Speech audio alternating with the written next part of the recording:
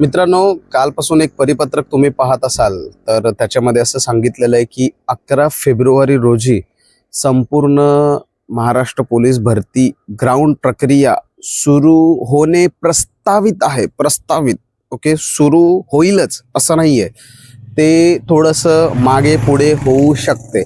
Okay, तरी हा आपल्यासाठी एक अल्टिमेट आहे की आपण 11 फेब्रुवारी ग्राउंड प्रक्रियेच्या हिशोबाने तयार राहिले पाहिजे.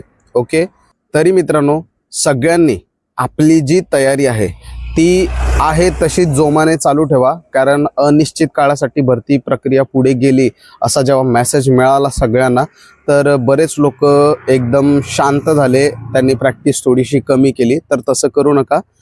प्रॅक्टिस तुम्हाला कमी करायची आहे, त्यात काही शंका नाही, परंतु तुम्हाला क्वांटिटी कमी करायची आहे, क्वालिटी नाही. क्वालिटी ही तुम्हाला वाढवायची आहे आणि ह्या काळात तुम्हाला स्पीड प्रॅक्टिसवर जरा जास्त लक्ष द्यायचं आहे. ओके, आणि काही माहिती हवी असेल तर आपलं डिअर पोलीस यूट्यूब चॅनल आहे, तुम्ही सबस्क्राईब करून विचारू शकताय.